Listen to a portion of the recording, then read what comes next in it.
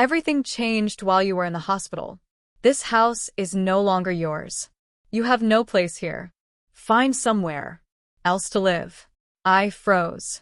The wound, still unhealed, throbbed painfully. I couldn't believe those words were coming from the mouth of my only son, the one I had dedicated my entire life to. I had only been hospitalized for 3 weeks due to complications from my hip surgery. I returned with the hope of being reunited with my loved ones, only to find the door shut on the home Anthony and I had built patiently over 30 years. In that instant, I understood the betrayal. It wasn't just about losing my home. It hit a darker plot I couldn't yet grasp. If you've ever wondered what happens when a mother is pushed to her absolute limit, keep reading and tell me in the comments below which city you're reading this from. My hospital discharge papers crinkled in my pocket as the taxi pulled up to my classic-style house.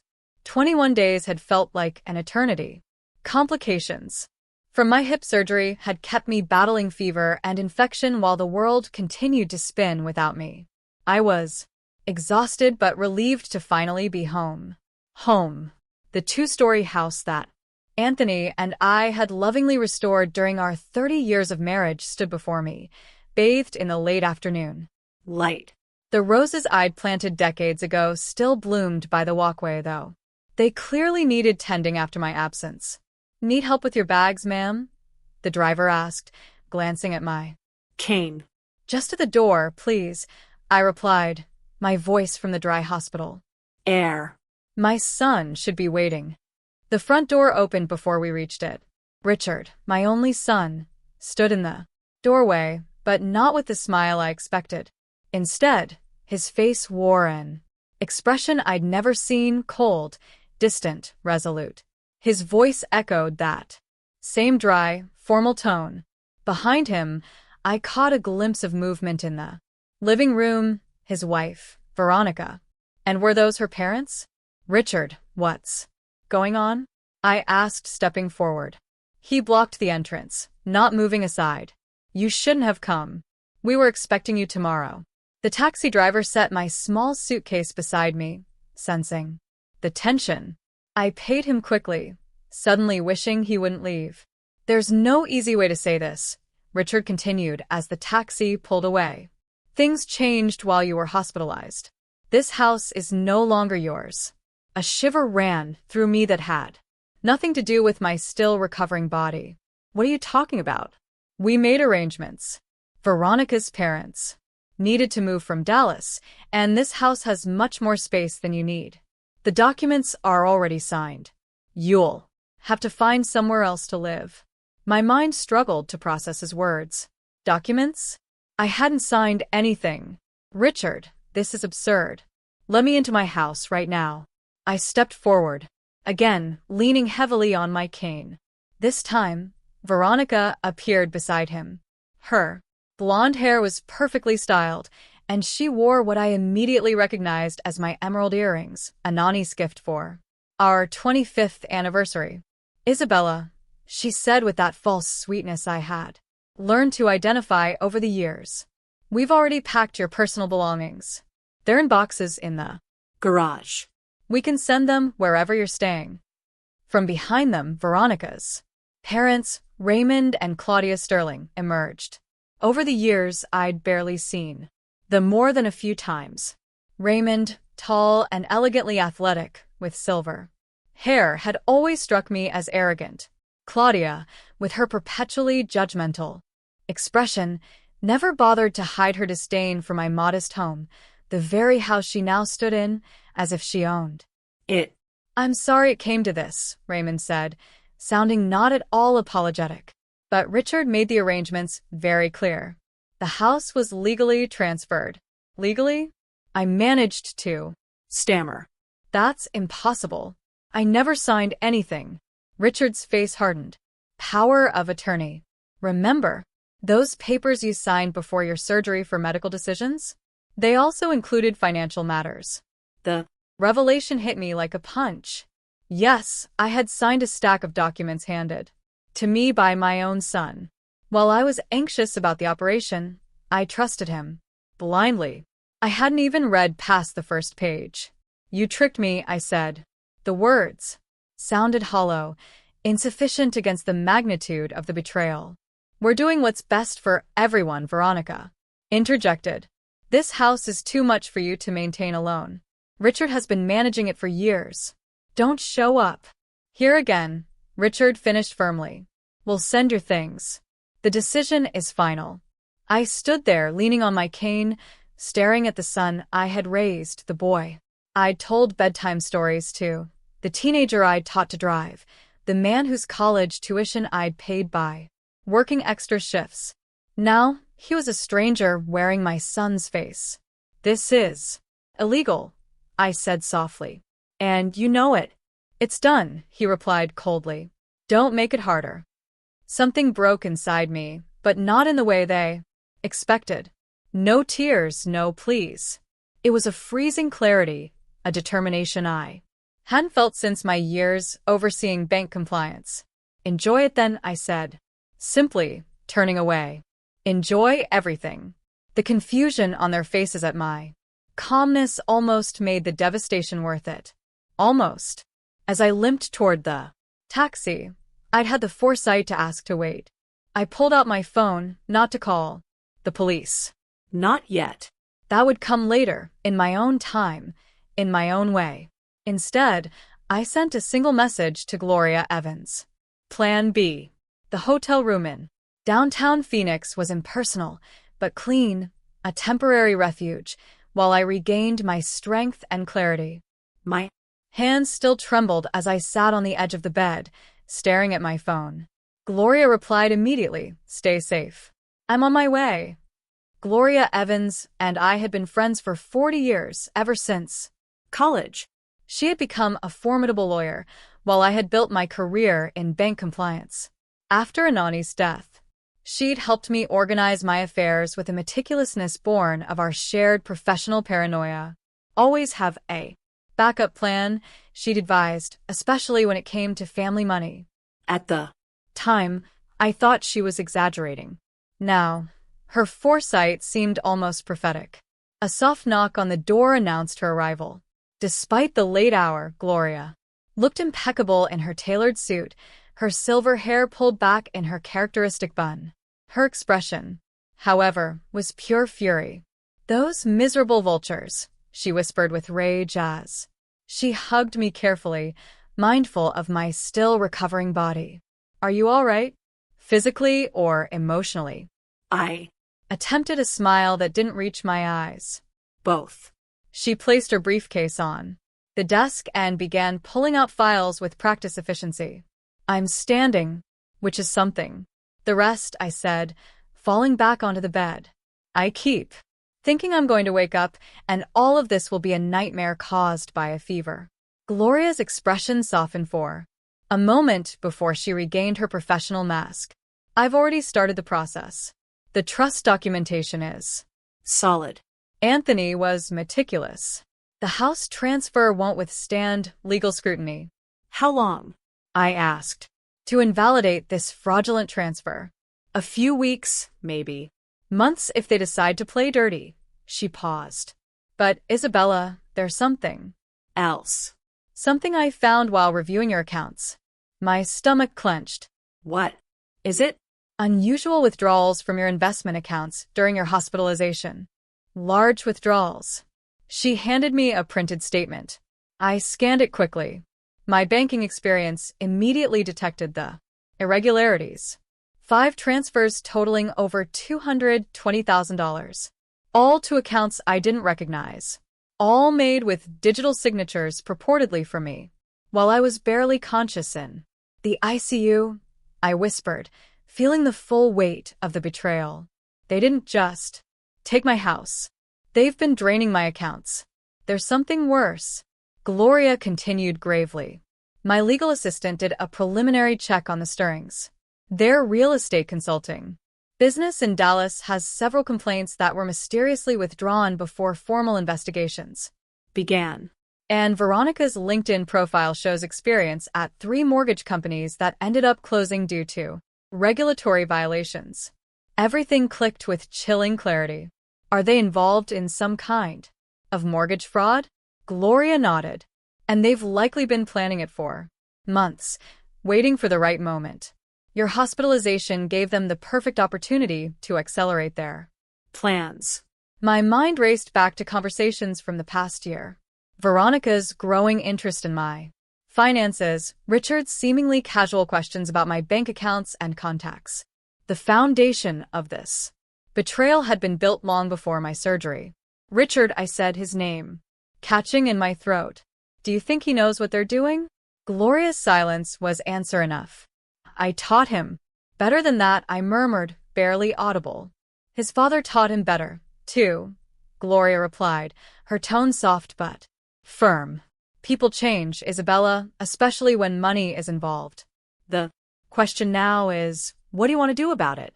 I closed my eyes, feeling the weight of 67 years dedicated to building a career, a family, a home. When I opened them, something inside me had hardened. Everything, I answered. I want to do everything possible to reclaim what's mine and make them face the consequences. Everyone, even Richard. Gloria's eyebrow barely arched. No maternal protection clause.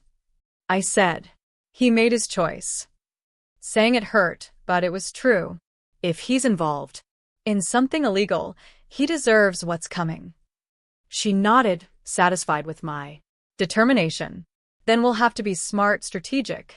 I have contacts in the FBI Financial Crimes Unit who would be very interested in what we've uncovered. I have some contacts, too, I replied, thinking of former colleagues. But I don't want to move too quickly. They think I'm defeated. A helpless old woman who will quietly retreat. That perception gives us an advantage. What are you thinking? I reached into my bag and pulled out a small black notebook, my lifeline during my banking years.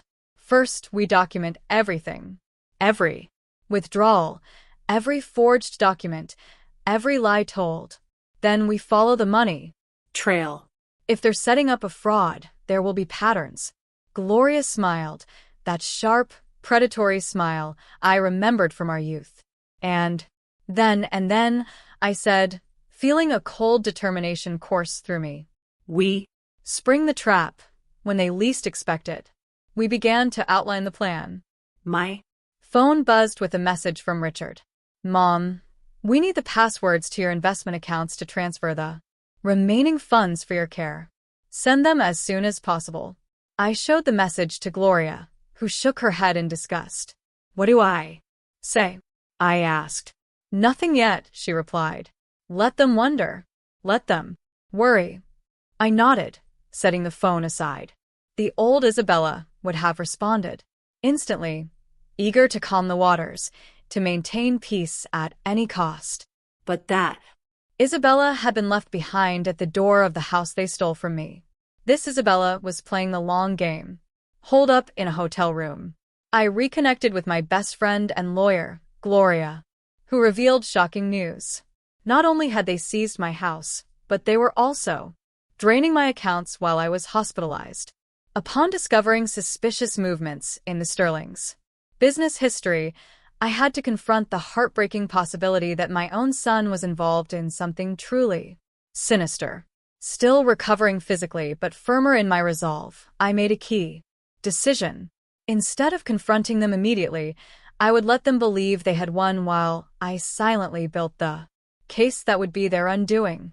You have to see this, Gloria said, sliding her laptop across the hotel desk. 3 days had passed since my humiliating eviction. We had moved to a more comfortable extended stay suite, paying cash to leave no electronic traces. My physical strength was slowly returning, though the emotional wounds remained raw. The screen displayed property records from my neighborhood. I squinted, reviewing the document. The third property from the bottom, Gloria indicated. My eyes widened in shock.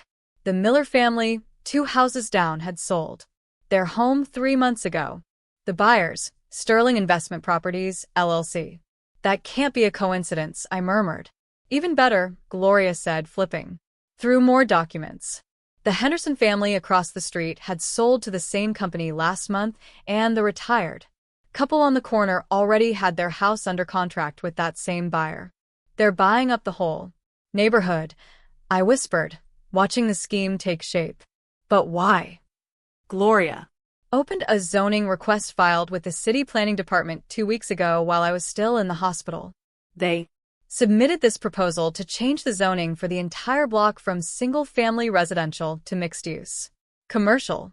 The news hit me like a punch. My neighborhood was right on the edge of downtown Phoenix's rapidly expanding district. With the new zoning, property values would skyrocket. They're using my house as headquarters while they buy up the other homes around it, I said, suddenly understanding how all the pieces fit together. As soon as they control enough of the block, they can force the change, and values will at least triple. Gloria finished. With current market prices, we're talking about a potential profit of between $15 and $20 million. My banking experience immediately grasped the magnitude of the plan, but they needed enormous initial capital to start buying. Where would they get it from? Gloria's expression darkened. That's where it gets concerning. Asked an investigator friend to check some records. The Stirrings have a history in Dallas. They identify vulnerable homeowners, mostly seniors or those with financial troubles, and use predatory loans to seize their properties. Mortgage fraud, I said, remembering the term well from my years at the bank. Exactly. They offer refinancing that's too good to be true. They manipulate appraisals with false reports and structure the loans in such a way that they inevitably fail. When the owners can't pay, they swoop in and buy the properties for a fraction of their worth. I thought of my neighbors, many of them elderly, living on fixed incomes in homes they'd owned for decades, perfect victims. And my accounts, the money they've been transferring is surely the initial capital. They needed funds for the first purchases and to cover expenses until the plan paid off. My investment portfolio was the most convenient source. The calculated cruelty of it all took my breath away. It wasn't just about my home and my money. It was about using it to destroy my entire community. People who had been at a Nani's funeral, who had brought me food when I became a widow. And Richard? I asked finally, voicing the doubt that had haunted me. How involved is he? Gloria hesitated before opening another folder. This was recorded 3 weeks ago at the Dallas First National Bank. The security video showed Richard and Veronica entering the bank together and meeting with a loan officer. The timestamp showed it was 2 days after my surgery, while I was still heavily sedated in the ICU. I realized they had used the power of attorney to open my safe deposit box. I understood this when I recognized the bank where I kept my important documents. Yes, and according to the access log, Gloria confirmed they removed several items, including the original deed to your property and the trust papers. I closed my eyes, overwhelmed for a moment. My own son, the boy who once demanded absolute fairness when playing board games, who had returned a wallet with $50 inside. How could he have become this person? There's something else you should see, Gloria said softly, showing me a chain of emails. My contacts at the SEC sent these to me. The Stirrings have been on their radar for a while. The emails were between Veronica and her father, dated almost 8 months ago. They discussed their plans in thinly veiled language, pointing out properties in my neighborhood, evaluating which owners could be prey to their deceptions. And, most disturbing, they mentioned my house as their operations center. Once they gained control of it, one particular phrase chilled my blood. Still hesitant, but yielding. It says, Mother, unlikely to fully recover from scheduled surgery. Accelerated timeline. Scheduled surgery? I repeated almost a whisper. My hip replacement wasn't an emergency. It had been scheduled months in advance. Isabella. Gloria's voice sounded like a warning, as if preparing me for a blow. They were waiting for this. They knew I would be vulnerable after surgery, I continued, the horrible truth dawning on me. They were counting on it. We don't know if Richard understood the full extent, Gloria started. Enough, I raised my hand, unable to accept any more excuses for my son. He knew enough. He knew they wanted my house, my money. He knew they were planning something while I was incapacitated. The pain of that certainty was sharper than any surgical blade. My own son had not only betrayed me, but he had done so with calculation and coldness. I stood, ignoring the protest from my recovering hip, and walked to the window. The Phoenix skyline gleamed under the sunset, indifferent to my human tragedy unfolding in its streets. "What do you want to do?" Gloria asked softly. I turned to her, my decision crystal Clear. "I want justice," I replied simply. "Not just for myself, but for everyone. For those they've cheated or planned to cheat. And I want my house back." Gloria nodded, serious but firm. "Then we'll have to move cautiously. They think they've already won. That gives us the element of surprise." "Good," I replied. A Plan was already forming in my head, because I was about to give them the surprise of their lives. As I reviewed the property records with Gloria, a disturbing pattern emerged. The Stirrings had been systematically buying homes throughout my neighborhood, preparing an ambitious res zoning plan, worth millions. The betrayal hurt even more when I discovered evidence that Richard wasn't just an opportunist. He Had known about the plans for months. He might even have calculated the takeover to coincide precisely with my surgery. With my community and my longtime neighbors endangered by their predatory scheme, my resolve hardened. It was no Longer just about getting my house back. It was about stopping a sophisticated fraud operation before more vulnerable people fell victim. And I was precisely the person who knew how to do it. "Isabella, are you sure about this?" Gloria asked with concern, watching me apply makeup in the hotel bathroom. "Mirror, your hip is still healing." I spent 21 days in that hospital bed. "Feeling helpless," I replied, applying lipstick with a steady hand. "I'm done with helplessness." A week had passed since my eviction. In that time, Gloria and I had meticulously reconstructed how the Stirlings' operation worked. Their business in Dallas had left a trail of financial victims, seniors who lost everything through predatory contracts and forged documents. Now, they were replicating the same scheme in Phoenix, using my house as their base. "The timing has to be perfect," I reminded her, giving myself a final look in the mirror. My elegant gray pantsuit and discreet jewelry projected exactly the image I wanted. Not a defeated old woman, but a banking professional with decades of experience. "The agents are quiet," Gloria confirmed. "They're ready. They'll only act when we give the signal." After discovering the magnitude of the scam, we had taken our evidence to the FBI Financial Crimes Unit. The agents had been building a case against the Stirrings for months, but they lacked the internal access we could now offer. we Struck a deal. They would postpone immediate arrest to let us gather more solid evidence, and in return, I would have priority in recovering my assets. Remember, we need documented proof that they're using my identity and my financial information. I recited the key points of our strategy: bank access, forged signatures, explicit recognition of the plan. Without those documents, they could claim I voluntarily surrendered everything. Gloria nodded as she checked her watch. "Veronica's weekly salon appointment starts in 30 minutes. She'll be out for at least 2 hours. Raymond and Claudia are at a real estate viewing across town. And Richard, according to his calendar, won't be back from work until 5 o'clock. Perfect.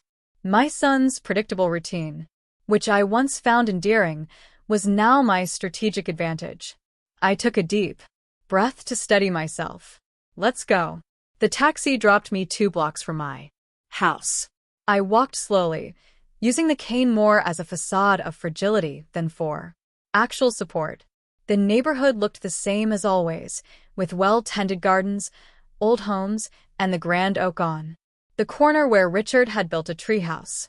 Yet everything felt different to me, stained by the certainty of what was secretly happening. As I approached the house, I noticed subtle changes.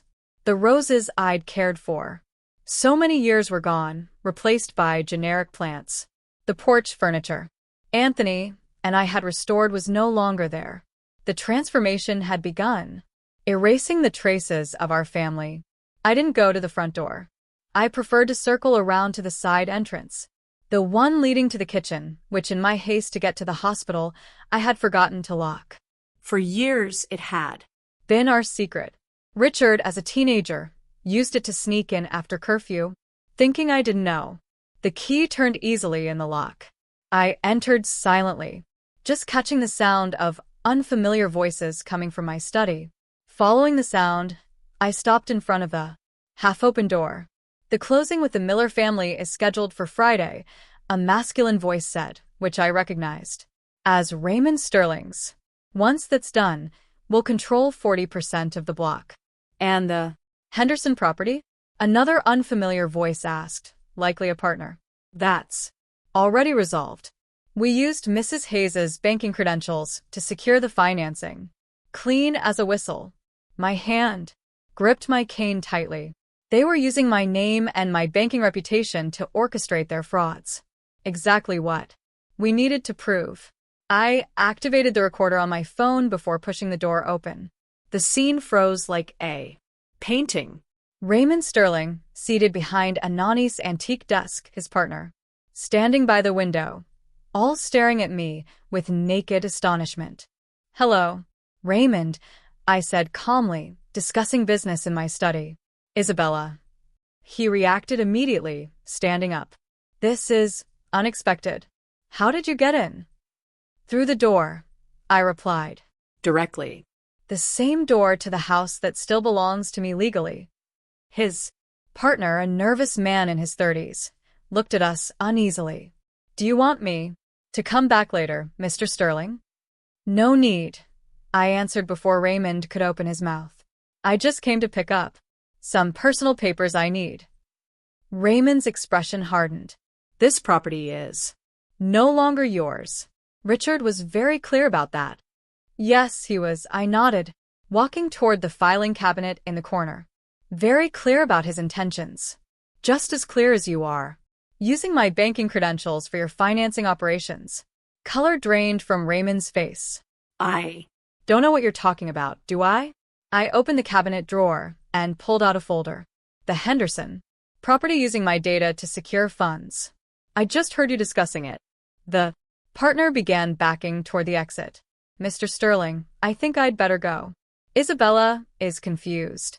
Raymond said brusquely. Her recent hospitalization affected her mental state, didn't it, Isabella? I smiled coldly as I closed the drawer. My mind is perfectly clear. Clear enough to understand what you, Claudia, and Veronica are plotting. Clear enough to wonder if my son truly understands the legal consequences of the fraud he's facilitating. Raymond's face changed, the mask of concern dissolving to reveal pure, calculated menace. You have no proof of anything, and even if you did, no one would believe you over your own son. Now, get out before I call the police and have you removed for trespassing. I nodded as if evaluating his words. You're right about one thing, Raymond. Proof is essential. I raised my phone, clearly displaying the recording app. That's why I made sure to get it. His eyes widened with fury, erasing any surprise. Give me that phone. I don't think so. I backed toward the door, my heart pounding, though I outwardly appeared calm. I have what I came for. Enjoy the house while you can. As I turned to leave, Raymond lunged, gripping my arm with bruising force. You're not leaving with that recording. I hadn't anticipated a physical confrontation. A sharp pain shot through my still recovering hip as I struggled to stay upright. Let go of me, I demanded, raising my voice intentionally. Give me the phone. First, he growled, trying to snatch it with his other hand. At that instant, the front door burst open. FBI hands, where we can see them. Agents Rips and Callahan stormed in, weapons drawn. Raymond froze, then slowly released my arm, raising his hands. Our contingency plan, activated by the panic button app, on my phone had worked perfectly. Isabella Hayes. Agent Rips approached as her partners secured Raymond. Are you all right? Yes, I replied, leaning against the door frame. And I think I have something you'll find very interesting. Taking a calculated risk, I had returned to my house, taking advantage of Veronica's absence and entering through a forgotten side door to surprise Raymond Sterling in the middle of discussing his frauds. When confronted, his initial surprise transformed into a menacing attitude, forcing our FBI contacts to intervene earlier than planned. Although the confrontation turned physical, I managed to secure the proof we needed, a recording where Raymond explicitly admitted to using my banking credentials in his scheme. As he was led away in handcuffs, I understood that this was just the beginning of dismantling their entire operation. The real test would come when my son discovered what was happening and that his mother was responsible for the Sterling's downfall. The FBI office was impersonally cold. Beige walls, functional furniture, a faint smell of coffee and paper. I waited in an interview room, my hip aching despite the extra strength painkiller Agent Rips had offered me. Mrs. Hayes, Agent Callahan commented, closing his notebook. Your recording is incredibly valuable. Combined with the financial documentation you and Ms. Evans provided, we have enough to secure search warrants for all of the Sterling's properties and records. And what about my house? I asked. And my accounts. A judge has already issued an emergency order freezing any transactions related to your property. He assured me. No one can sell or transfer it until legal ownership is clarified. I felt a deep sense of relief, though I knew this was just the beginning. The Sterlings were in custody, but Richard and Veronica still knew nothing of what had happened. What happens now? I wanted to know. We'll execute search warrants at their residence tonight. Rips explained. Mrs. Sterling will be taken in for questioning. As for your son, the agent hesitated, softening her professional tone slightly. Based on your statements, we'll have to determine the level of involvement he may have had. The door opened, and Gloria entered, her face serious but satisfied. The first court orders had just arrived. They were simultaneously moving on the Sterling's offices in Dallas. Mrs. Hayes, Callahan said cautiously, we understand this is complicated. If you'd prefer not to be present when we execute the warrant at your house, I'll be there. I interrupted firmly. This is my home. I want to see this through to the end. 3 hours later, I was in an unmarked FBI vehicle parked across from my house. The evening light was fading, lengthening shadows across the lawn where Richard once played as a child. Veronica's car was in the driveway. She had returned from her salon appointment, completely unaware that her father was being processed at the Federal Detention Center. In position, Rips murmured from the driver's seat, listening to updates through her earpiece. Mrs. Sterling Hayes confirmed inside along with her daughter arrived earlier than expected. My heart tightened. Richard wasn't supposed to be home yet. I had hoped to spare him the public spectacle of what was about to happen. I had even arranged for him to be approached separately at his office. Now he would experience the full force of the raid alongside his wife. Are you sure you want to witness this? Gloria asked beside me, covering my hand with hers. Before I could answer, a convoy of vehicles appeared down the street. 3 unmarked sedans and a tactical van. They pulled up in front of my house, and agents disembarked with synchronized movements, some wearing the characteristic FBI jackets. Federal agents, we have a warrant. The words resonated clearly in the quiet neighborhood as they approached the front door. I didn't hear the response from inside, but the door opened. A moment later, from my angle, I could see Veronica in the doorway, her face shifting from confusion to shock. Behind her, Richard appeared, positioning himself protectively beside his wife. It's time, Rip said, opening her door. Please stay behind us. As we crossed the street, neighbors emerged from their homes, drawn by the commotion. I felt their curious, concerned gazes, some perhaps relishing The unfolding drama. Veronica was the first to see me approaching behind the agents, her carefully maintained composure shattered. You, she spat, her voice rising hysterically. You did this. Richard's eyes locked onto mine. His expression shifted from confusion to horror as he understood that I was with the federal agents, not being questioned like them. Mom. His voice cracked slightly. What's going on? Your mother has provided evidence of a large-scale financial fraud committed by the Sterling family. Agent Callahan stated formally. We have a warrant to search these premises and confiscate all relevant documents and electronic devices. Fraud, Richard repeated, looking genuinely confused. What fraud? This is absurd. It is, I said, advancing, my cane tapping a rhythm against the ground. Raymond was very clear this morning about using my banking credentials to secure fraudulent financing in my study in my house. Veronica's face drained of all color. You were here? How did you do it? The side door, I replied simply.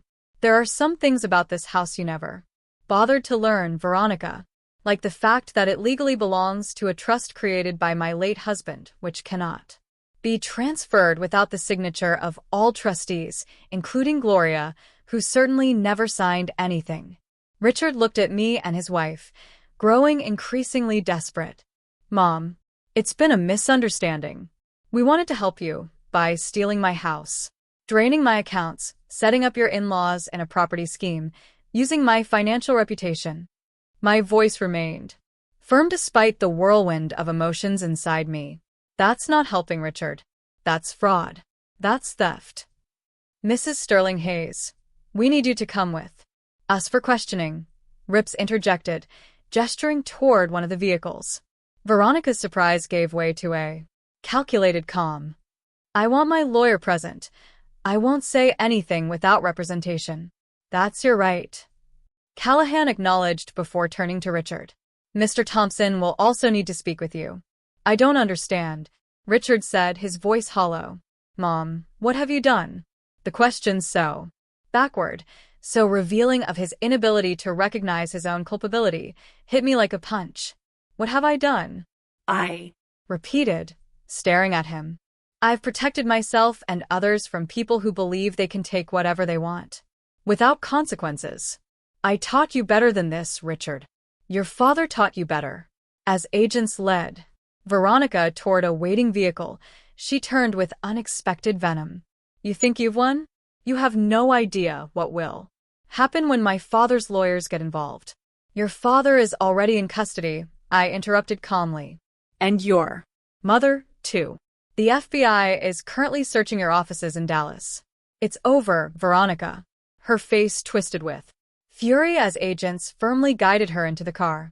Richard remained on the porch, watching in disbelief as other agents entered our house, carrying equipment to collect evidence. Mom, he murmured as I turned to follow Gloria back to our vehicle. I didn't know everything they were planning. You have to believe me. I paused, observing the face of the son I had raised, searching for truth in his eyes. Perhaps you didn't know everything, I conceded. But you knew enough, Richard, and still you chose them instead of me. As I walked away, I heard his broken voice behind me. Where am I supposed to go now? I didn't look back. That question echoed the very one I had faced when he threw me out of my own home. The symmetry was not lost on me, but unlike my son, I found no satisfaction in his anguish, only a profound sadness for what we had both lost. Some betrayals I was learning leave wounds too deep for simple forgiveness. As FBI agents searched my house, arrested Veronica, and questioned Richard, I watched from across the street, torn between vindication and pain. The confusion on my son's face when he realized I had orchestrated his downfall soon transformed into desperate denial, claiming ignorance of the plan.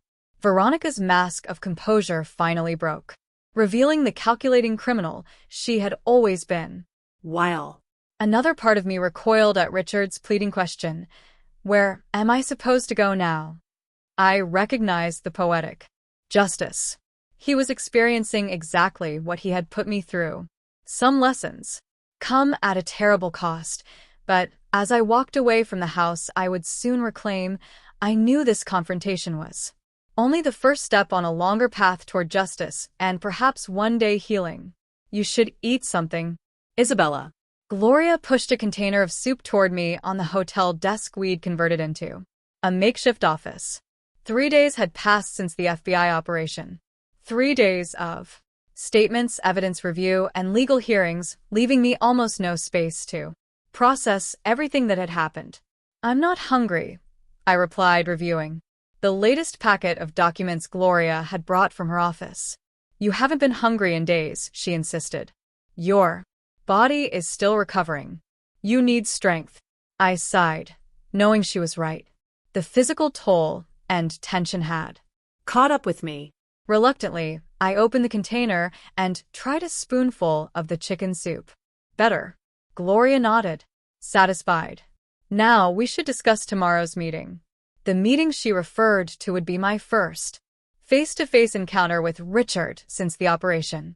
He had requested it through his lawyer, a young public defender named Marcus Reed, who had contacted Gloria the day before.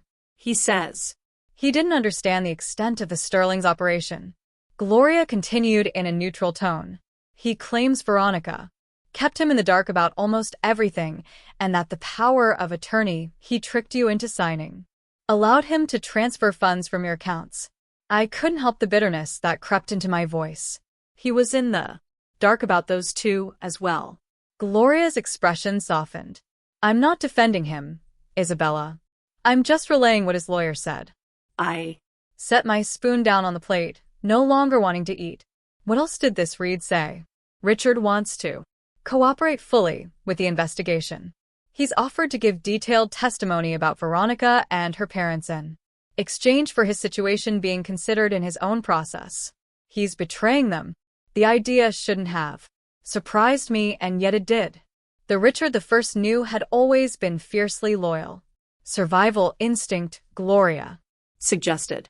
The evidence against the Sterlings is overwhelming. He's making the most convenient legal decision. And what does he want from me? I asked, though I already suspected. Officially, nothing. The meeting is supposedly just for him to give you his version of events. Gloria's skeptical tone made it clear she didn't believe that was the whole truth. Unofficially, my impression is that he hopes you'll speak to the prosecutors on his behalf. A mother's plea for leniency could carry a lot of weight.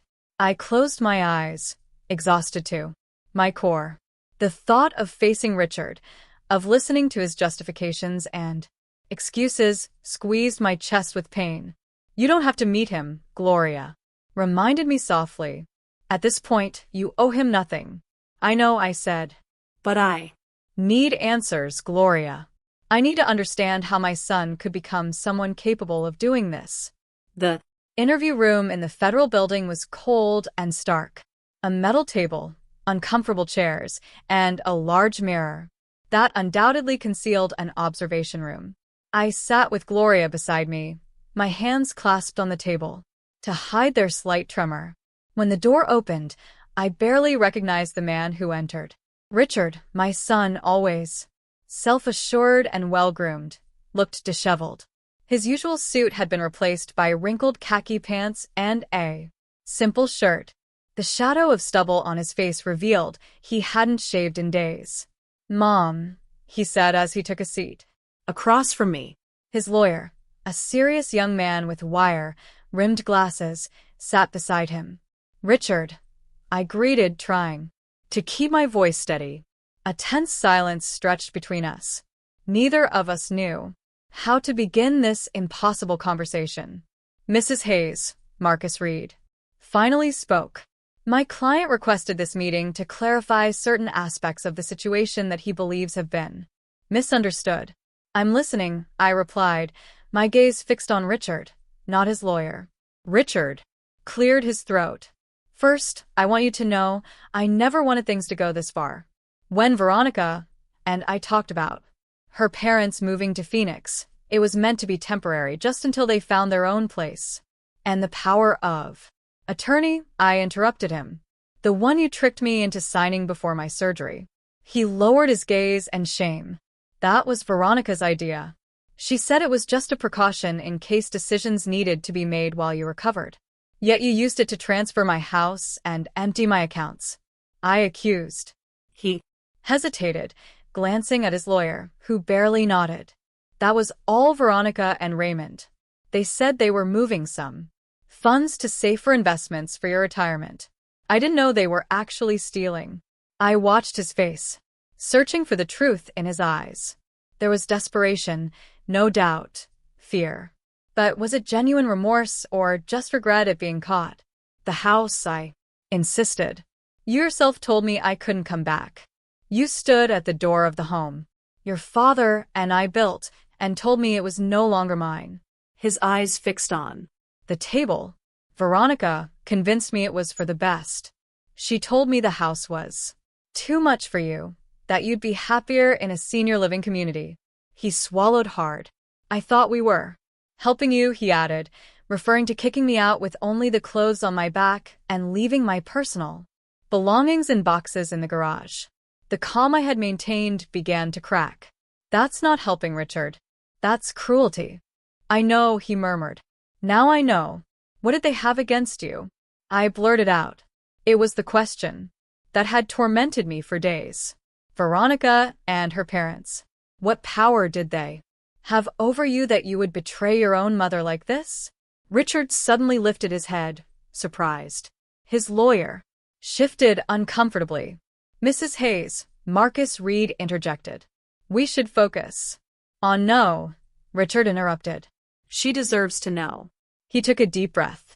3 Years ago, I made some bad investments. I lost a lot of money, our savings part of our retirement fund. I was desperate to get it back before Veronica found out. Raymond offered to help. He said he had secure investment opportunities. He lent you money? I guessed. Richard nodded, his expression dejected at first.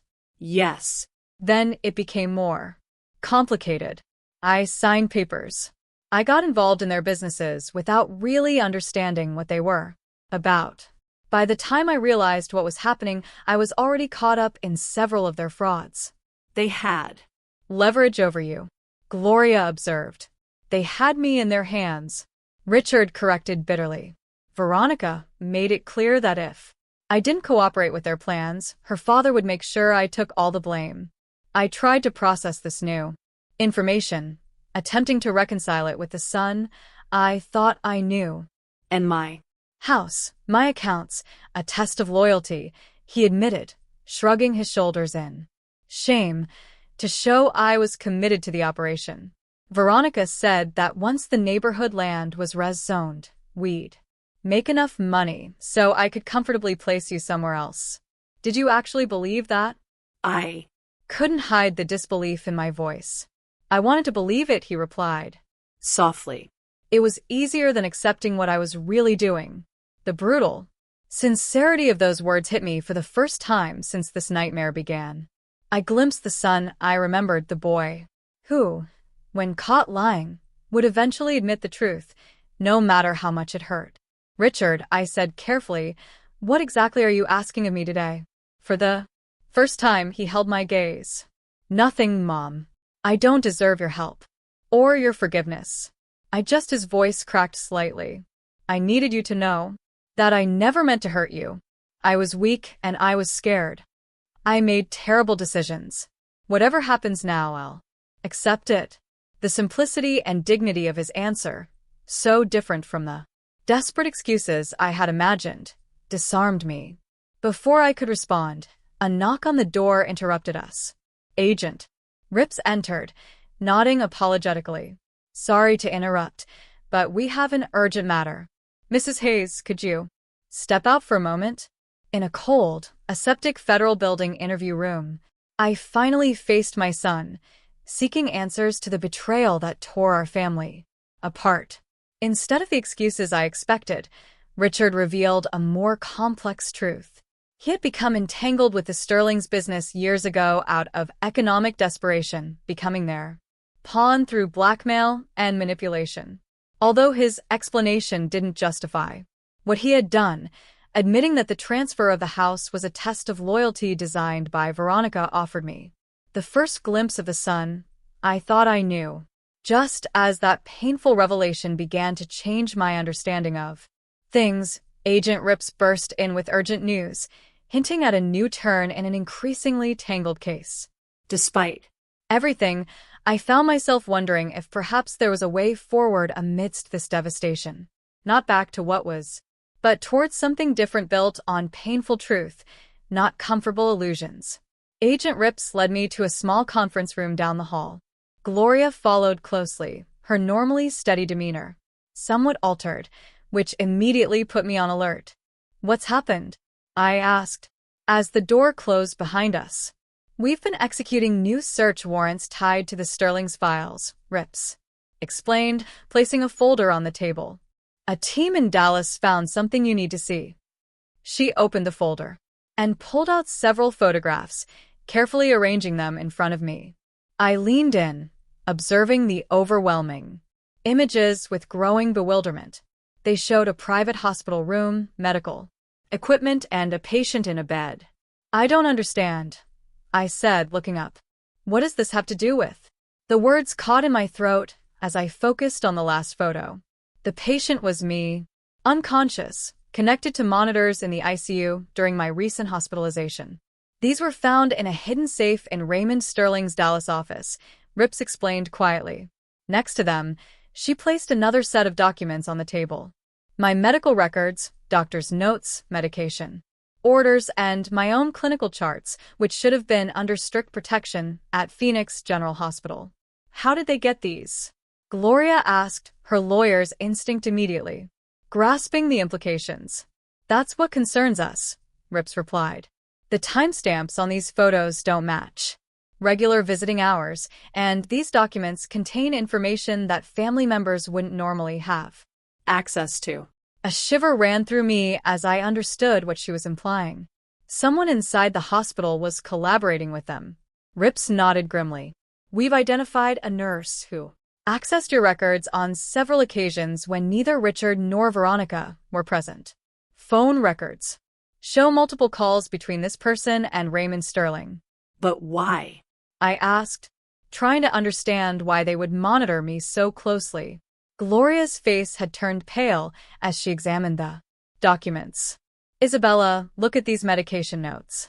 I followed her finger to a note. On one of the charts, a dosage adjustment in my post-surgical pain management. The original prescription had been crossed out and replaced with a higher dose written in different handwriting. "Your recovery took longer than expected," Rips explained carefully. "The infection that kept you hospitalized for 21 days instead of the usual 5 to 7.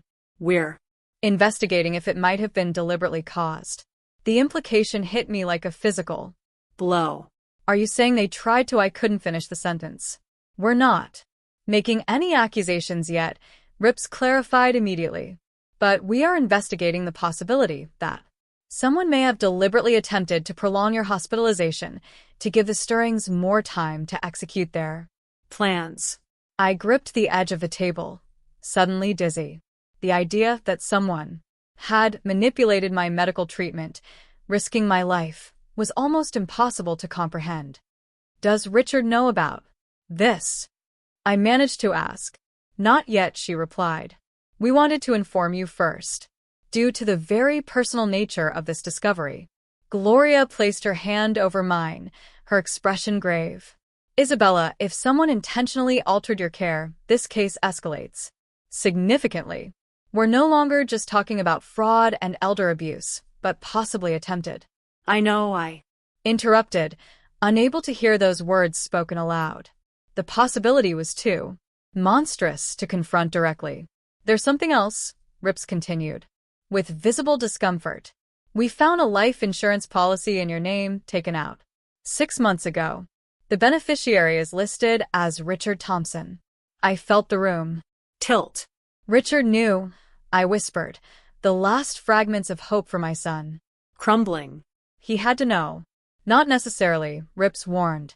"The application bears his signature, but we've already identified several forged documents in this case. We need to Investigate further before drawing conclusions.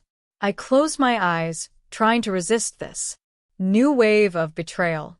If Richard was aware of these maneuvers, if he had been complicit in a threat against my life, then everything he told me in the interview room was a lie. That image of my true son, which I thought I had seen, was nothing more than another manipulation. I need to see him again, I said, opening my eyes with renewed resolve. Right now, Mrs. Hayes, with this new information, we advise you not to. Rips began. I need to see his face when he hears this. I insisted. That's how I'll know if he knew. After 21 years as a compliance officer and a lifetime as a mother, I had developed an almost supernatural ability to detect lies. I had to look Richard in the eyes when this bomb dropped. Rips hesitated, then nodded. We were going to question him about these findings anyway. If you insist on being present, we can arrange it. When we returned to the room, Richard and his lawyer were speaking in hushed tones. His lawyer leaned forward immediately. On alert. Agent Rips, my client has cooperated fully. If you're implying he participated in any kind of I'm not implying anything yet, Rips interrupted. I'm asking for an explanation of these documents. I can't explain it because I had nothing to do with it. Richard's voice rose in panic. Veronica handled all our insurance matters. She said we were updating our policies. I signed whatever she put in front of me. The raw fear in his eyes. Not just fear of consequences, but true horror at what had been done revealed more than any words. My son had been weak, naive, and morally fragile. But I didn't believe he had consciously participated in a plan that could have endangered my life. Do you realize what this means, Richard? I asked quietly. Your wife and her parents might have been planning something far worse than just stealing my house. He covered his face with his hands, his shoulders beginning to tremble. Oh, God, he whispered. What have I done? What have I allowed to happen? Seeing my son confront the magnitude of his wife's betrayal, I felt an unexpected wave of compassion. Richard had made terrible decisions. He had betrayed me in ways that seemed unforgivable. But he was also a victim of the Sterling's manipulation, another piece in a game far darker than he himself understood. I need to amend my statement, he suddenly said, looking up with new determination. I need to tell you everything I know about Veronica and her parents. Everything. A devastating revelation shattered what little remained of my world. There was evidence suggesting the Sterlings deliberately complicated my medical recovery, possibly even endangering my life. Most shocking of all was the discovery of a life insurance policy on me with Richard as the beneficiary. When confronted with this evidence, my son's genuine horror and shock told me what I desperately needed to know. Although he had betrayed me terribly, he was not implicated in this monstrous aspect of the plan. While Richard faced the true nature of his wife's actions, his determination to reveal everything hinted that even darker secrets remained to be uncovered. Despite my persistent anger, I found myself thinking that perhaps amidst this nightmare, the first fragile seeds of redemption might be born. Not forgiveness yet, but perhaps understanding. 17 properties. Agent Callahan spread a map across the conference room table. All acquired through the same fraudulent methods, all channeled through shell companies linked to the Sterlings. 2 weeks had passed since the explosive revelations about my medical records. I had been moved to a safe apartment provided by the FBI. Only Gloria and the agents directly assigned to the case knew my whereabouts. The investigation had grown impressively, uncovering a criminal network far wider than initially thought. And the nurse, I asked the question that had haunted me since I learned someone might have deliberately complicated my recovery. Miranda Jenkins, Rips replied, pushing a personnel file toward me. She worked in post-surgical care for 3 years. We've confirmed she received several payments from a Sterling shell company totaling over $25,000 in the last 6 months. She has admitted to manipulating my medication. I needed to know the whole truth, however painful. Callahan and Rips exchanged glances. She's cooperating, Callahan said cautiously.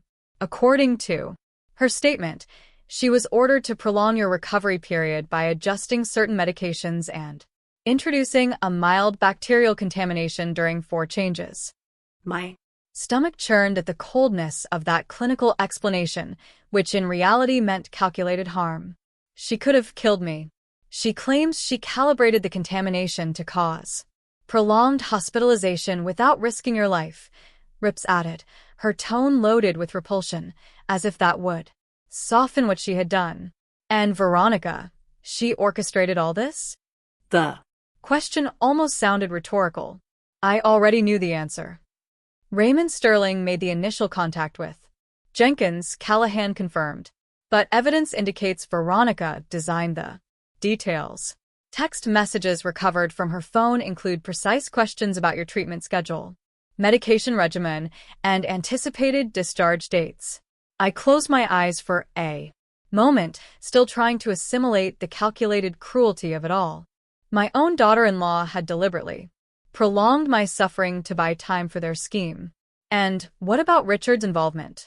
Gloria asked, voicing what I couldn't. We found no evidence that he knew about the medical manipulation. Rip said his cooperation has been extensive, and we believe it's genuine. The prosecution considers his testimony crucial to sustaining the case against the Stirlings. At least a small relief. My son had betrayed me, but he hadn't conspired to physically harm me. The difference was significant, though it didn't erase the pain of his actions. Is there anything else I should see? Callahan asked, sliding another folder toward me. This was recovered from Veronica's private email. Inside was a series of messages between Veronica and her parents dating back almost 2 years. They had meticulously designed a plan to seize my assets, starting by isolating me from family and friends, then gradually appropriating my financial affairs and finally relocating me to a long-term care facility once they had everything under legal control. That coldness made my hands tremble as I read. They had targeted me long before. My hip surgery was necessary, seeing my physical decline as an opportunity to exploit. My hospitalization only accelerated their timeline. And this, Callahan continued, is perhaps the most disturbing. He placed before me a printed advertisement for a luxury retirement community in Arizona. It was accompanied by an email from Veronica to her parents. Perfect location for Isabella. Once everything is finalized, isolated, minimal supervision, and the memory unit admits patients without too much medical documentation. Once she's there, we'll have absolute control over all visits and communications. They plan to institutionalize, effectively imprison me in a place far from anyone who knew me, where I would be easily forgotten while they enjoyed their stolen gains. There will be additional charges based on this evidence, Rips explained. Elder abuse, conspiracy, and possibly attempted homicide, depending on how the prosecutor interprets the medical manipulation. I nodded, too overwhelmed to speak immediately. The magnitude of what they had planned, the calculated destruction, not only of my financial security, but also my freedom and dignity, was almost impossible to assimilate. When can I go home? I finally asked, the question that had haunted me for weeks. The forensic team finished at your residence yesterday, Callahan replied. Technically, you could return now, although we recommend waiting until we confirm there are no security risks. I want to go today, I responded firmly. I need to be back in my own space. Gloria squeezed my hand supportively. I'll stay with you for the first few days. We can install additional security if needed. Rips nodded. We can arrange it, but there's another matter to address. She hesitated for a moment. Richard has requested another meeting with you. He'll be transferred to a minimum security prison pending trial, and he's asked to see you. Before that, my first instinct was to refuse. The wound of his betrayal was still raw, and I wasn't sure I had the emotional strength for another confrontation. Yet something within me, perhaps the mother who remembered the boy he once was, couldn't refuse that request. Tomorrow morning, if that's agreeable, Rips replied when I asked directly. After that, his visits will be very limited, until legal proceedings conclude. I nodded slowly. I'll see him then. That same afternoon, I stood on my porch with the key in my hand, hesitating.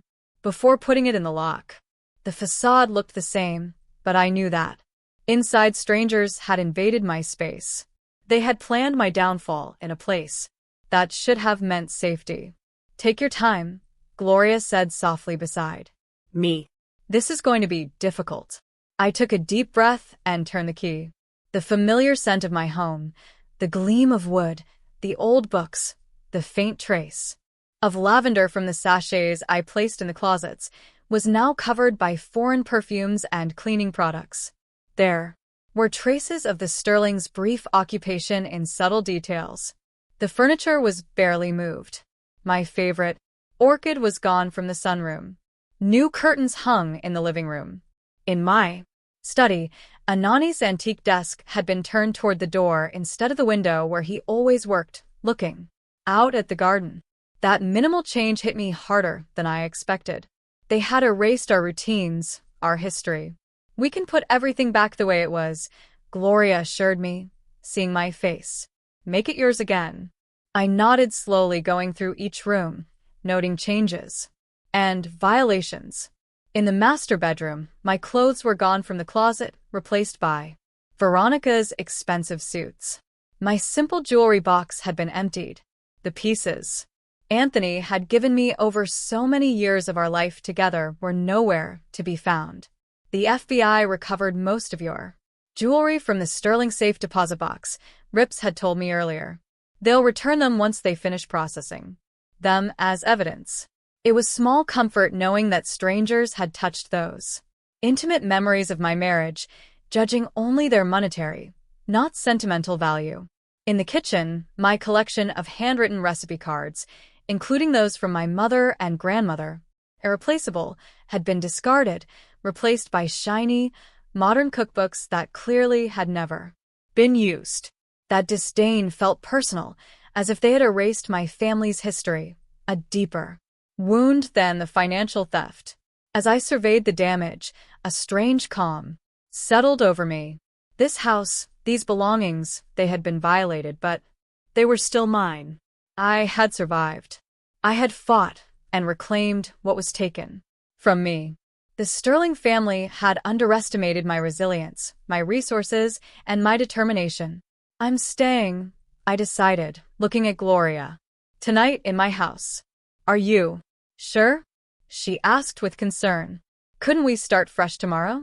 I'm sure, I replied with renewed strength in my voice. I'm not going to let them keep me away from my own home for another night. As evening fell, I sat on the back porch with a cup of tea, watching twilight descend over the garden Anthony and I had planted together decades ago. The roses needed pruning. The hydrangeas were neglected, but the essence of what we had created was still there. Tomorrow would bring more difficult conversations with Richard, more legal procedures, the long process of rebuilding my home and my life. But tonight, I had reclaimed my space. It was a beginning. As the investigation progressed, I faced a terrifying truth. Veronica and her parents had concocted a plan far more Perverse than simple theft. Evidence showed they had deliberately hampered my medical recovery with the complicity of a corrupt nurse. They planned to institutionalize me in an isolated facility and had been stalking me for almost 2 years. Although Richard seemed oblivious to the darkest aspects of the conspiracy, the calculated cruelty of what they had prepared for me was too monstrous to assimilate. Standing in my violated home, seeing how they erased traces of my married life, I understood that a long road lay ahead, not only to recover my property but also my sense of security. Tomorrow I would have another confrontation with my son before he was transferred to a facility awaiting trial. A conversation I feared but could not avoid if I wanted to understand how our family had fallen apart so completely. The visitation room at the detention center was brighter than I imagined, with fluorescent lights reflecting off pale yellow walls in a failed attempt to lend cheer. Richard sat at a small table, dressed in a standard-issue uniform that hung loosely on him. He had lost weight since his arrest, his face drawn, eyes hollow from sleepless nights. "Thank you for coming," he said when I sat across from him. This time no lawyer was present. "It was your decision," they told me. "You wanted to see me?" I replied, keeping my voice calm. "Here I am." He nodded, lowering his gaze to his hands, which he gripped tightly on the table. "They told me about the nurse, what Veronica and her parents planned for you." "Yes," I said, adding nothing more. "I simply waited. I swear, Mom, I didn't know." His voice cracked slightly. "I knew they wanted your house, your money. That was bad enough. Unforgivable, but I never imagined they would." He fell silent, unable to articulate the full horror of what they had plotted. "I believe you," I said simply, and he snapped his head up, surprised. "You believe me about that specific part?" "Yes, I've seen enough evidence to think you weren't aware of their plans to physically harm me or institutionalize me." I spoke in a measured, objective tone, "But you did know about their plans to take everything that was mine. You willingly participated in that theft." He flinched, but didn't deny it. "Yes." "Why, Richard?" The question that had haunted me for weeks finally emerged. "You grew up with every advantage. Your father, and I taught you integrity, respect for others. What happened to that boy?" Richard remained silent for a long time, as if gathering courage for what he had to confess. "I've asked myself the same question every night in my cell," he finally replied. "The easy answer is that I was weak. I was afraid of losing Veronica if I didn't do what she wanted. I was afraid of the financial consequences if her father exposed my involvement in earlier deceptions. And the difficult answer," I pressed, "the difficult answer," he said, looking directly into my eyes, "is that at some point I started to believe I deserved more than I had earned, that it was justified to cheat if that's how I got what I wanted." His voice was barely a whisper. "I became someone I don't recognize, someone Dad would have been ashamed of." The mention of Anthony, who had been so proud of our son, who dreamed of the man he would become, pierced my chest with a sharp pain. "Your father would be disappointed," I admitted without a doubt. "And I am, too. But I think what would disappoint him most wouldn't be that you made mistakes, but that you betrayed your own principles to cover them up." Richard nodded, accepting that truth without excuses. "The prosecutors have offered a plea deal. 5 years. Reduced to 3 with good behavior in exchange for my full testimony against Veronica and her parents. Are you going to accept it?" "Yes," he replied without hesitation. "It's more clemency than I deserve." We fell silent for a moment, the weight of the consequences hanging between us. My son would spend years in prison. The life he had known had vanished forever. The bright future Anthony and I had imagined for him had been reduced to this sterile visitation room lit by unforgiving fluorescent lights.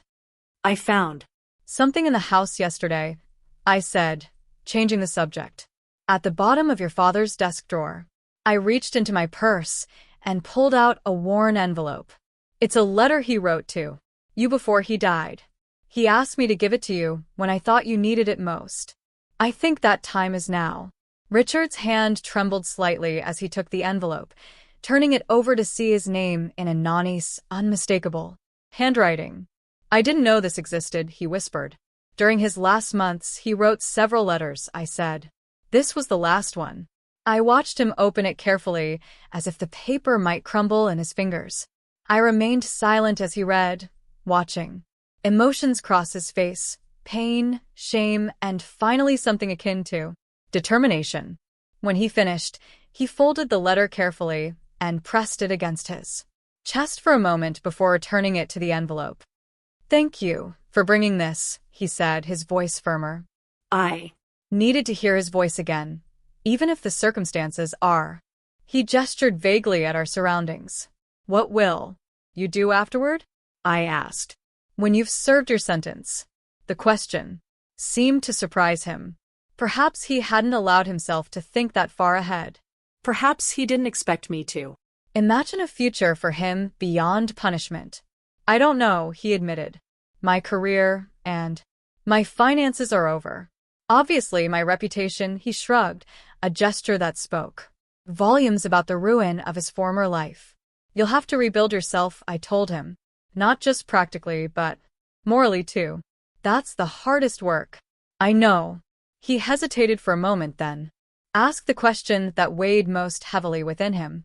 Will you ever be able to forgive me, Mom? I thought carefully before answering, unwilling to offer easy phrases or false promises. Forgiveness isn't a single moment, Richard. It's a process. Right now, I'm still processing the pain, the betrayal, the impact of discovering what you became. I looked him directly in the eyes. I don't know if complete forgiveness is possible, but I do know one thing. You are still my son. That biological fact doesn't change. How our relationship will be from now on will depend on the decisions you make from this moment forward. He nodded, accepting that partial answer with unexpected calm. It's fair. More than fair. Our time was almost up. A guard approached, ready to escort him back to his cell. As we stood to say goodbye, he asked one more thing. The house. Will you stay there after everything that happened? Yes, I replied firmly. It's my home. I won't let what they did force me to flee the life your father and I built. Good, he murmured. Softly. Dad would have wanted that. As I watched him walk away, shoulders held high despite everything, I felt an unexpected sense of closure. It wasn't healing. That would take much longer. But it was the beginning of understanding. My son had made terrible decisions. He had betrayed me in ways that might never be fully repaired. But beneath the man who participated in the sterling scheme, fragments of the boy I raised still remained. Outside the detention center, Gloria was waiting for me in her car, a silent support I had learned to trust during these tough weeks. How did it go? She asked as I settled into the passenger seat. As well as could be expected, I replied, watching the autumn leaves swirl in the parking lot. He accepted a plea deal.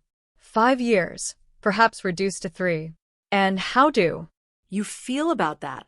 I reflected for a moment, allowing myself to fully examine my feelings.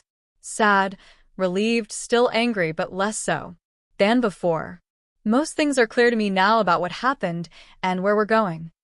Gloria nodded, understanding, without needing further explanation. As we drove back to my true home, reclaimed, and in the process of restoration, I thought about everything I had experienced in recent months. From the blow of betrayal to the fight for justice.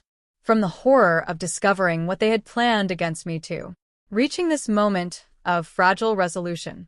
The road ahead was still complicated. Legal proceedings against Veronica and her parents would drag on for months. Fully securing my assets and rebuilding my life would take time. My relationship with my son, if it could be salvaged, would require years of constant effort. But for the first time since waking from surgery and discovering my world had shattered, I felt genuine hope for the future. Not because the path would be easy, but because I had found a strength within myself I never imagined I possessed. As we turned onto my street, the setting sun bathed the facade of my house in a golden light that seemed to promise new beginnings amidst so many endings. In the cold, harsh light of the detention center visitation room, I finally heard the truth from my son's lips. His confession of moral failure, of having strayed from the values his father and I had instilled in him. Although I saw him genuinely horrified by the physical harm Veronica and her parents had planned against me, he took full responsibility for stealing my assets, facing a plea deal that would send him to prison for years. I gave him his father's last gift, a letter Anthony wrote before he died, saved for the moment Richard needed it most. His question about forgiveness had no easy answer. All I could offer was the truth about the long and uncertain road ahead. For both of us. Leaving the detention center, I felt an unexpected clarity. It wasn't healing yet, but it was the first step toward the new reality awaiting us both. With my house being restored and justice underway, I found myself looking forward instead of being anchored in the past, recognizing a strength I never knew I possessed. That's the last one, Gloria said, placing a family portrait on the newly installed shelf in my living room. 6 months had passed since my encounter with Richard at the detention center. 6 months of patiently rebuilding my home, my finances, and my sense of security. It looks just like it should, I commented, surveying the living room. The furniture had returned to its place.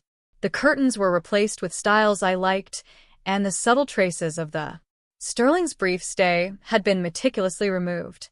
Better than right, Gloria countered, pointing to the new security system panel by the door. It's safer now than ever. She was right. Everything I had been through had led to practical improvements, reinforced locks, a comprehensive security system, new protocols for my financial accounts. The fragility that allowed the Sterlings to infiltrate my life had been identified and fortified against future threats. The roses are blooming again, too, I added, looking out the window at my garden, where spring shoots were beginning to emerge. I had spent hours replanting and tending the flower beds abandoned during the Sterling's occupation, finding in it unexpected therapy and a reconnection with the earth. Gloria smiled, catching the metaphor in my words. If they're coming back with proper care and time, recovery is possible. The past few months had brought significant progress. Veronica and her parents faced an avalanche of federal charges: fraud, conspiracy, elder abuse, with attempted homicide for the medical manipulation. The evidence against them, reinforced by Richard's detailed testimony, was overwhelming.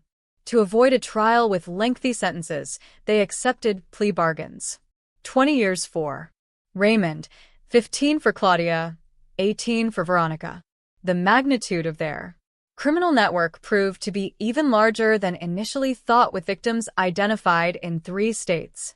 The nurse who had altered my medication received 8 years, her sentence reduced to 5 in exchange for testifying about other vulnerable patients the Sterlings had targeted.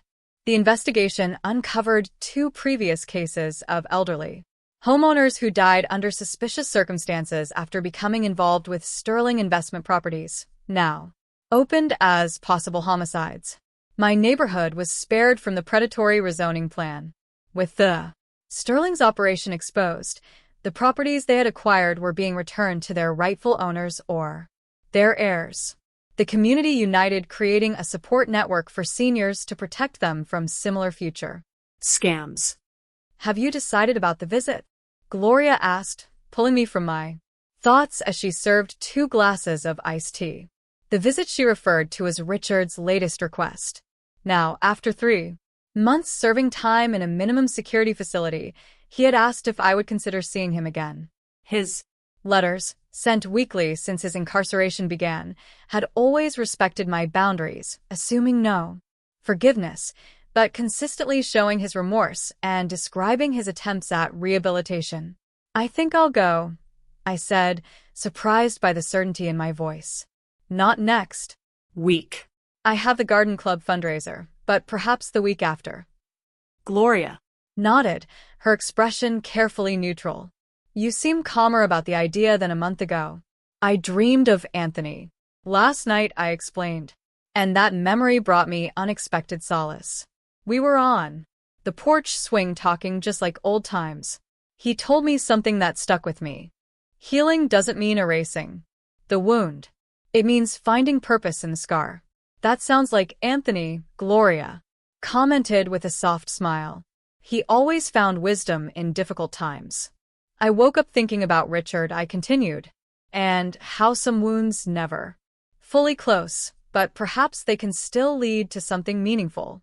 Not returning to what was, but moving forward to something new. The doorbell interrupted our conversation. On the screen of my new tablet connected to the security camera, I saw a delivery person holding a large Floral arrangement. Expecting flowers? Gloria asked as she headed to the door. No, I replied, suddenly feeling an old weariness.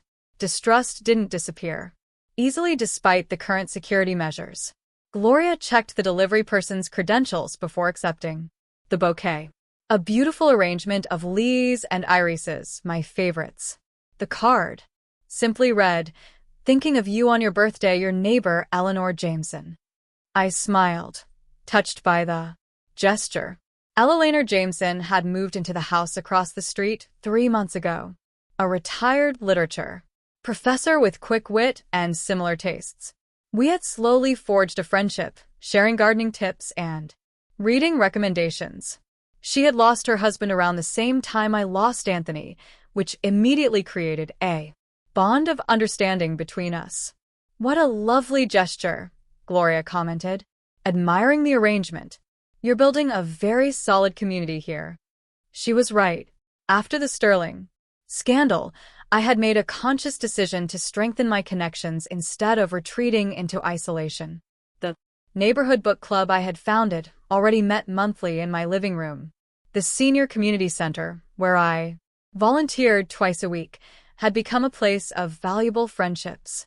The garden club welcomed me enthusiastically for my expertise with heirloom roses, even appointing me head of the annual exhibition. These authentic, freely chosen bonds had become my greatest defense against any future vulnerability. I've been thinking about the foundation, I said as we settled onto the patio swing with our cups of tea. The Anthony Miller Medical Research Foundation, I clarified, referring to the organization my husband had created before his passing to fund studies on the rare heart condition that ended his life. What about it? Gloria asked. I want to expand its mission, I explained. Add a division focused on elder protection, legal support, fraud prevention, education, and victim services. Gloria's eyes lit up with interest. Using your experience to help others in similar situations. Exactly. The Stirrings had dozens of victims before they targeted me. Most didn't have my resources or the knowledge to defend themselves. I want to change that reality for others. That's a wonderful idea, Gloria said warmly. Anthony would be proud.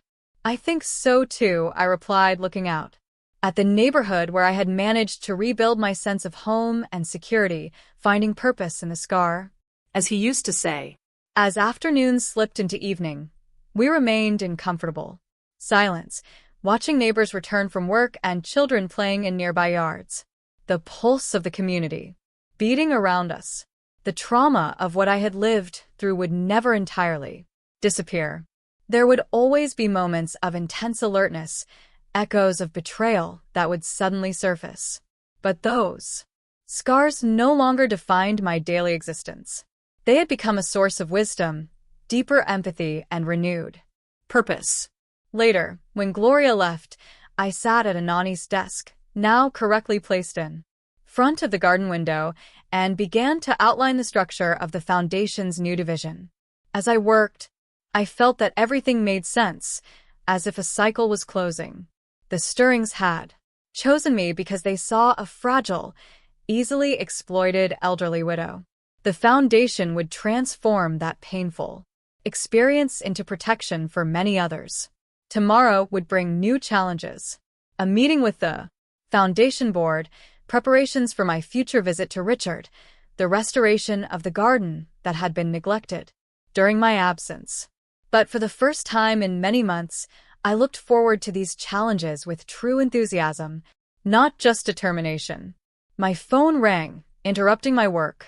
It was Eleanor, the neighbor from across the street, calling to make sure the flowers had arrived well and to invite me to a chamber music concert next weekend.